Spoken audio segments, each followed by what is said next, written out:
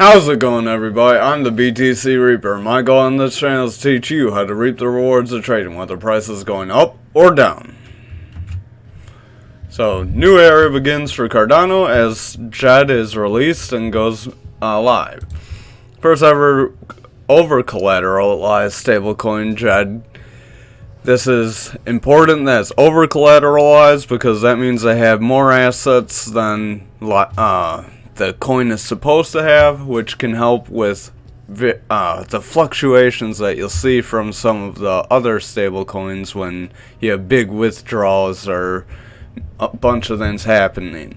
This is an algorithmic stablecoin. DJED aims to be pegged with the dollar and is backed by Cardano's native token, ADA. DJED issuer Cody announced that DJED had transitioned to a multi-chain network that now supports private payment networks.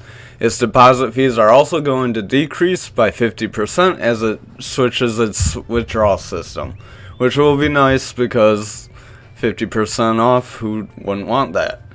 Cody said the changes would assist with the widespread adoption of accepting crypto assets as payments for goods and services. So this is going along with a lot of like that other news you'll see around these coins like XRP or Algo. Crypto gamer wallet Immutable Passport aims to be the gamertag of Web3. So Immutable X, the company behind a few different lanes on the Immutable blockchain, announced a passport today. They intend to be an all-in-one gamer profile, onboarding, and authentication solution for Web3 gaming. They hope to become synonymous with things like the Steam ID, PSN, Apple ID, or like your Xbox gamertag, things like that. So they aim to be able to be the one-stop shop for creating that NFT like everyone envisioned. So the gaming version could be the Immutable if this ends up prevailing. Celsius's problems dated back to 2020. A private examiner noticed that they had serious problems dated back to at least 2020 after they had been using some customer funds to fund expenses and rewards. The examiner's report alleges that Celsius had massive holes in its balance sheet as early as 2020, managing to lose money during the bull cycle. Don't know how you manage that. Celsius was never a profitable company, according to the report. In fact, by the time the company started tracking its assets and liabilities on a coin-by-coin basis in 2021, it was already $600 million in the red. You know, no big deal, almost $1 billion under. Celsius was allegedly using customers' deposited BTC and Ethereum as collateral to borrow stablecoins at a time when crypto prices were high to fund its operations, investments, and customer rewards. So they were taking everyone's money and trying to pretend like they're giving you rewards. So that's where all their high yields came from, is just giving you back your money and laughing. So D&D, they tried to reverse their policy, which gave creators some open uses. We'll talk about this.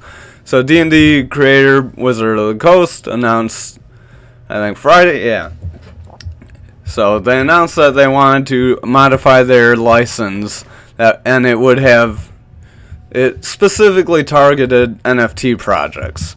Earlier this month, the company provoked a lot of widespread ire from the tabletop gaming community, from its own community, after it moved to modify a legal framework that has allowed people to produce content compatible with D&D for over 20 years. That include things like inspired play shows, podcasts, graphic novels, and other media.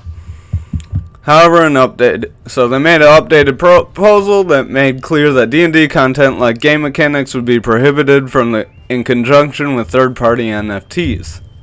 So they were basically saying, hey, you can't make any of our stuff into a Web3 project. The firm also singled out Web3 developers as a major factor in wanting to alter the long-standing deal with fans and creators. We wanted to address those attempting to use D&D and Web3 blockchain games and NFTs. Wizards of the Coast had written in a blog post weeks ago.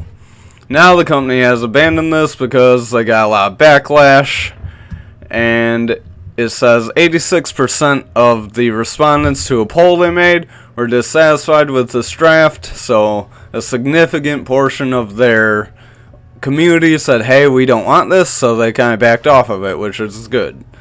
Now we'll get into the charts. Over on the 4 hour, you can see we did make a green dot. Our VWAP did come up, and our momentum wave rejected crossing down. However, that's pretty weak looking, as we're pretty flat, just barely hugging above that neutral zone. Over on the daily, we're still falling here, even though we came up. We came up for our retest. We'll talk about that in a second. Our VWAP started to come down, and our momentum is still heading down. If we look over at the 2 hour, you can see the retest a little better. We came up and perfectly retested this blue pattern here before coming slightly down. We were getting some bullish signals, and they kind of vanished away like some bullish dots and stuff. Our VWAP is coming down on the 2 hour as well. Our momentum waves kind of peaked over. Doesn't look the strongest. If we take a peek at the 1 hour, you can see we do have a red dot here. However, it got invalidated with this green dot up here. So we're got a lot of indecision going on right now. That's because everyone doesn't know what's going to happen with the FOMC meeting, and likely whatever the results of that meeting are, if it's positive, then likely we'll blast through all this, and if it's negative, likely we'll come back down. If we do, in the event that we do come back down, if we look over at the daily, that could cause us to break this rise up and come back down to this lower channel, which that's something that if we get some stability on this channel and pump up from there, then that'd be a really good sign for the bull market. Because in previous bull markets, usually you'll have a run up, and then you'll come back down to one of your last support areas, and then it's just on from there. Thank you for watching tonight's video. I hope you have a wonderful night.